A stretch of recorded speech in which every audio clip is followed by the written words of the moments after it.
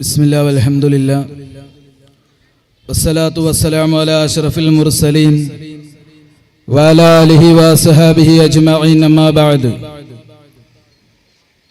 വേദിയുടെ അനുഗ്രഹീത സാന്നിധ്യം ബഹുമാനപ്പെട്ട പാണക്കാട് സയ്യിദ് അബ്ദുർ റഷീദ് അലി ശിഹാബ് തങ്ങൾ, നമ്മുടെ വിശിഷ്ടാതിഥികളായി ഇവിടെ എത്തിച്ചേർന്നിട്ടുള്ള ഫാദർ ലൂക്കോസ് മലങ്കര കത്തോലിക്ക സഭ,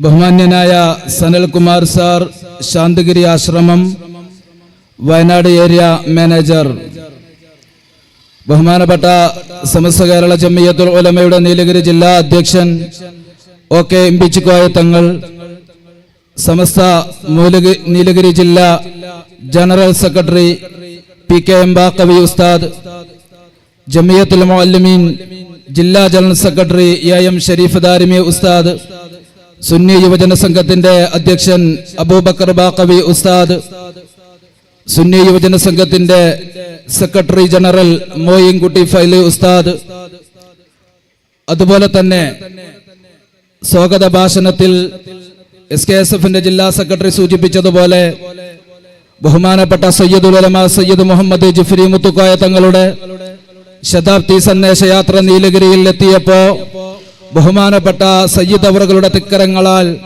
പോസ്റ്റർ പ്രകാശനം ചെയ്യപ്പെട്ട സമയം മുതൽ ജാലിക ഇന്ന് ഇവിടെ പരസ്പരം കൈകോർക്കുന്നത് വരെയും ജാലികയുടെ ഓരോ ഘട്ടത്തിലും നിന്നുകൊണ്ട് അതിന്റെ വിജയത്തിന് വേണ്ടി അഹോരാത്രം പ്രവർത്തിച്ച എരുമാട് മഹലിന്റെ കാരണവന്മാർ, മഹല്ല് സാരഥികൾ സയ്യിദ് ഹാജി ഇബ്രാഹിം ക, അതുപോലെ തന്നെ ബഹുമാനപ്പെട്ട ജമാലുദ്ദീൻ അൻസരി ഉസ്താദ്, ഷാക്കിർ ഉസ്താദ് അടക്കമുള്ള അഭിവന്ദരായ ഉസ്താദുമാർ, ഇവിടുത്തെ SKSFന്റെ പ്രവർത്തകർ, SYSന്റെ പ്രവർത്തകർ, മറ്റു ബഹുജനങ്ങൾ, പ്രിയമുള്ളവരെ, നമ്മുടെ രാജ്യം 76ാമത് റിപ്പബ്ലിക് ദിനം ആഘോഷിക്കപ്പെട്ടിരിക്കുന്നു. 1947-ൽ നീണ്ട 200 വർഷത്തെ ബ്രിട്ടീഷ് വാഴ്ചക്ക് അവസാനം കുറിച്ച് രാജ്യം സ്വാതന്ത്ര്യമായെങ്കിലും ഇന്ത്യ എന്ന ആശയം പൂർണ്ണമായത് 1950 ജനുവരി 26-ന് ഇന്ത്യയുടെ ഭരണഘടന നിലവിൽ വന്നതോടുകൂടിയാണ്. നീതി, സമത്വം, സാഹോദര്യം, സ്വാതന്ത്ര്യം എന്നീ മൂല്യങ്ങൾ അടിസ്ഥാനമാക്കിയാണ് ഇന്ത്യയുടെ ഭരണഘടന തയ്യാറാക്കപ്പെട്ടിട്ടുള്ളത്. എഴുതി തയ്യാറാക്കപ്പെട്ട ഏറ്റവും വലിയ ഭരണഘടന എന്ന പ്രത്യേകത കൂടിയുണ്ട് ഇന്ത്യൻ ഭരണഘടനയ്ക്ക്. നാനാത്വത്തിൽ ഏകത്വം എന്ന ലോകത്തിന് അത്ര പരിചിതമല്ലാത്ത ആശയം പ്രാവർത്തികമാക്കി കാട്ടിത്തന്നത് ഈ ഭരണഘടന തന്നെയാണ്. 1947-ൽ രാജ്യം സ്വതന്ത്രമായെങ്കിലും ബ്രിട്ടീഷുകാർ 1935-ൽ സ്ഥാപിച്ച ഗവൺമെന്റ് ഓഫ് ഇന്ത്യ ആക്ട് ആണ് രാജ്യത്ത് നിലനിന്നിരുന്നത്.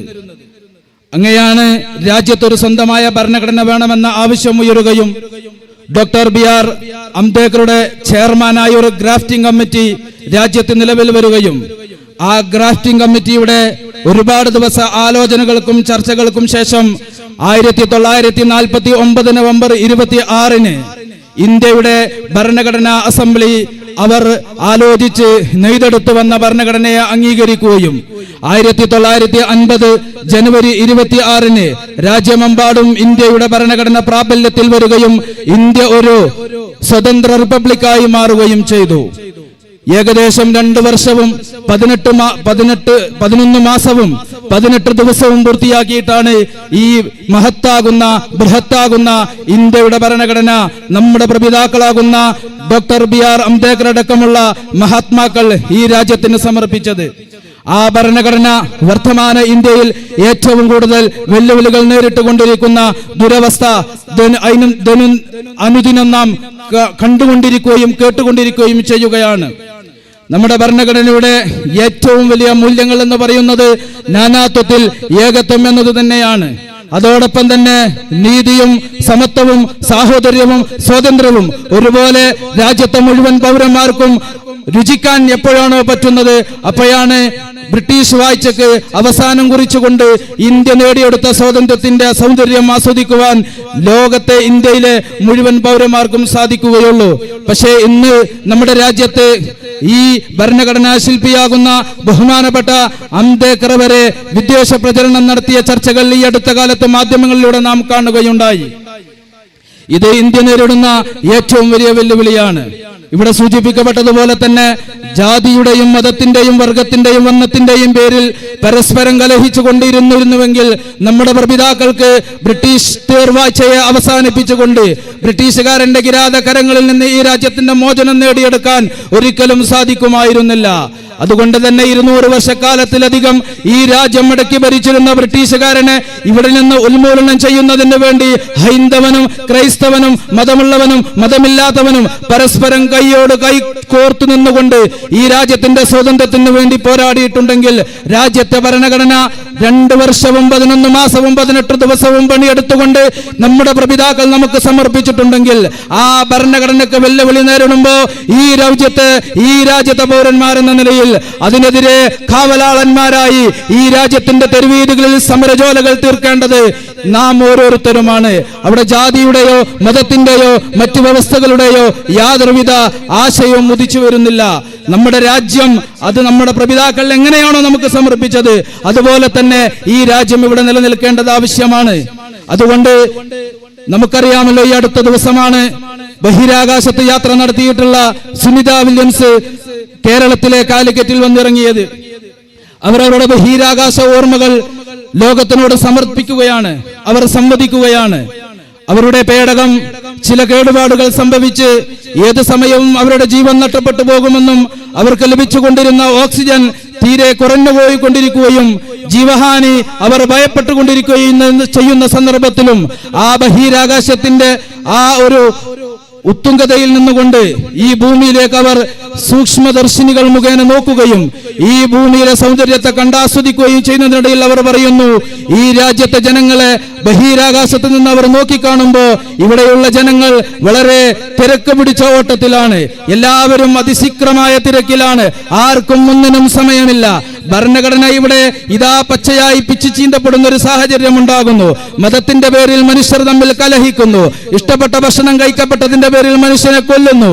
അതേപോലെ തന്നെ പരസ്പരം ആദരവോടുകൂടി കണ്ടിരുന്ന ആരാധനാലയങ്ങൾക്കകത്ത് കലാപത്തിന്റെ തിരികൊളുത്തുന്നതിന് വേണ്ടിയുള്ള ശ്രമങ്ങൾ നടന്നുകൊണ്ടിരിക്കുന്നു. സുനിത വില്യംസ് പറയുന്നു, അങ്ങനെ ഞങ്ങൾ അവിടെ നിന്ന് നോക്കുമ്പോൾ ഈ രാജ്യത്തുള്ള അതല്ലെങ്കിൽ ലോകത്തുള്ള മുഴുവൻ മനുഷ്യരും ശ്വസിക്കുന്നത് ഒരേ വായുവാണ്. ലോകത്തുള്ള ജനങ്ങൾ മുഴുവനും കുടിക്കുന്നത് ഒരേ ജലമാണ്. അതുകൊണ്ട് ഒരേ വായു ശ്വസിച്ചുകൊണ്ട് ഒരേ ജലം കുടിച്ചുകൊണ്ട് എന്തിനു വേണ്ടിയാണ് നാം മതത്തിന്റെ വർഗത്തിന്റെ വർണ്ണത്തിന്റെ പേര് പറഞ്ഞ് പരസ്പരം കലഹിക്കണമെന്ന് അവർ നമ്മോട് പറയാതെ പറഞ്ഞു വെക്കുന്നുണ്ട്. പ്രിയപ്പെട്ടവരെ, നമുക്കറിയാമല്ലോ, ഈ അടുത്തൊരു ആർട്ടിക്കൽ നമ്മൾ വായിക്കുകയുണ്ടായി. ബോംബെയിലുള്ള ഒരു മുസ്ലിം സഹോദരൻ അദ്ദേഹത്തിന്റെ ജുമാ നമസ്കാരത്തിന് വേണ്ടി അദ്ദേഹം പള്ളിയിലേക്ക് പോകാൻ ഒരു ഓട്ടോറിക്ഷ വിളിക്കുകയുണ്ടായി.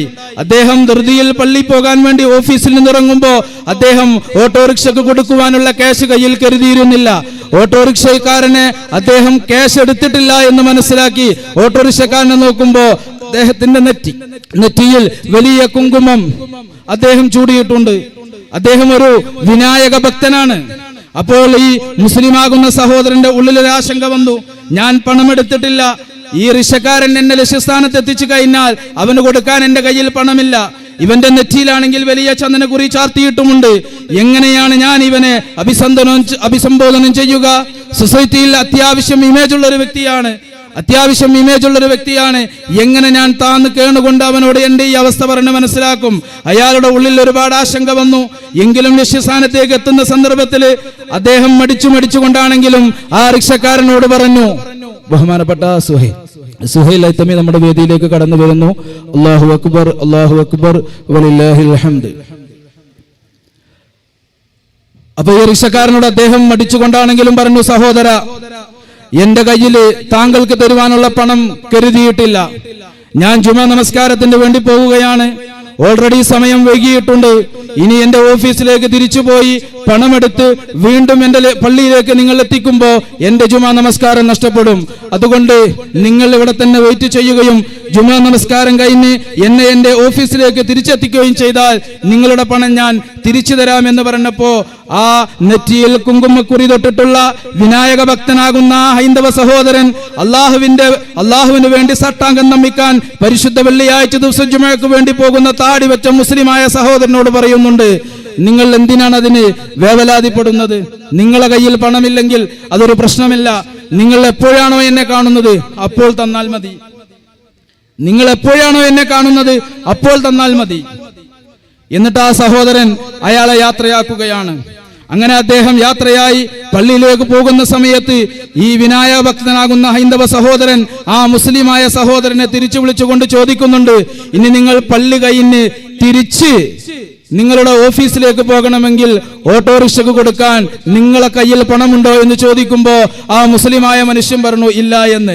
അപ്പോ തന്റെ ജീവിത നിവൃത്തിക്ക് വേണ്ടി ഓട്ടോറിക്ഷ ഓടിച്ചു കിട്ടുന്ന തനിക്ക് കിട്ടുന്ന വരുമാനം കാത്തിരിക്കുന്ന തന്റെ കുടുംബത്തെ മറന്ന്, ഭാര്യയെ മറന്ന്, തന്റെ സന്താനങ്ങളെ മറന്ന് ആ ഹൈന്ദവ ഭക്തനാകുന്ന വിനായക ഭക്തനാകുന്ന ഹൈന്ദവ സഹോദരൻ തന്റെ പോക്കറ്റിലുള്ള ആ കാശ് എടുത്തുകൊണ്ട് ഈ മുസ്ലിമായ സഹോദരന് കൊടുത്തുകൊണ്ട് നിങ്ങളെ ആരാധനകൾ സമാധാനത്തോടെ പൂർത്തീകരിച്ച് നിങ്ങൾ ഓഫീസിലേക്ക് തിരിച്ചു പോകൂ, അതിനുള്ള പണം ഇതാ എന്ന് പറഞ്ഞ് കൊടുക്കുകയാണ്.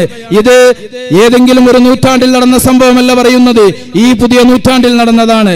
അതുകൊണ്ട് തന്നെ ആരൊക്കെ വിധ്വംസക രാഷ്ട്രീയങ്ങളും ധ്രുവീകരണ രാഷ്ട്രീയങ്ങളും ഇവിടെ കളിച്ചാലും ഈ രാജ്യത്തെ പൈതൃകവും സമാധാന അന്തരീക്ഷവും നിലനിൽക്കാൻ ആഗ്രഹിക്കുന്ന ലക്ഷോപലക്ഷം ഹൈന്ദവരും മുസൽമാനും ക്രൈസ്തവനും ഇവിടെ ഒരുമിച്ച് നിൽക്കുന്ന കാലത്തോളം നമ്മൾ ചേർത്ത് നിർത്തിയ ഈ കരങ്ങളെ വെട്ടിമുറിക്കാൻ ആർക്കും സാധ്യമല്ല, അതിനൊരാളെയും അനുവദിക്കില്ല എന്ന് ഉച്ചൈസ്വരം ഉദ്ഘോഷിക്കുകയാണ് ജാലികയിലൂടെ നാം നിർവഹിക്കുന്നത്.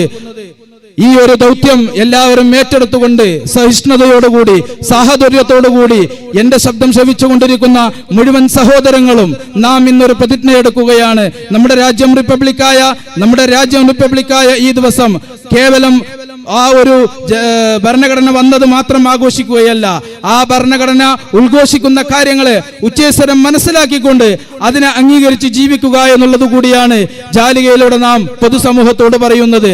ആ നിലക്ക് നമ്മുടെ രാജ്യത്ത് സമാധാനത്തോടെ ജീവിക്കാൻ എല്ലാവരും തയ്യാറാകണം.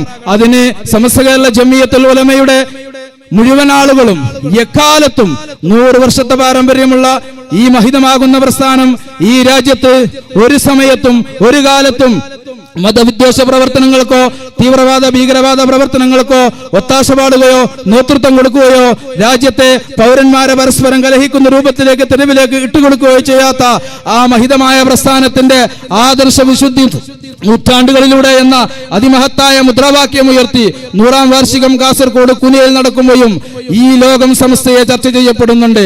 ആ ചർച്ചകളിൽ മാധ്യമങ്ങൾ വിലയിരുത്തപ്പെടുന്നത് തന്നെ ഏറ്റവും സഹിഷ്ണുതയുള്ള, ഏറ്റവും പക്വതയുള്ള, ഏറ്റവും സെക്യുലറിസമുള്ള, ഏറ്റവും മതനിരപേക്ഷത കാത്തുസൂക്ഷിക്കുന്ന ഒരു മുസ്ലിം മതസംഘടനയാണ് ബഹുമാനപ്പെട്ട സമസ്ത കേരള ജമിയത്തുൽ ഉലമ എന്നാണ്. അതുകൊണ്ട് അതിന്റെ വാക്താക്കളായ നമുക്ക് അഭിമാനിക്കാം. അതുപോലെ തന്നെ ഈ രാജ്യത്തെ മുഴുവൻ സഹോദരങ്ങൾക്കും ഇവിടുത്തെ സമസ്തയുടെ മക്കളെ കൊണ്ട് യാതൊരുവിധ പ്രയാസവും ഒരു കാലത്തും നേടേണ്ടി വരില്ല എന്ന് ഇവിടെ ഉദ്ഘോഷിച്ചുകൊണ്ട് എന്റെ വാക്കുകൾ ഞാൻ അവസാനിപ്പിക്കുന്നു. ആഖിറു ദഅവതി അൽഹംദുലില്ലാഹ്. അസ്സലാമു അലൈക്കും വറഹ്മത്തുള്ളാഹി വബറകാതുഹു.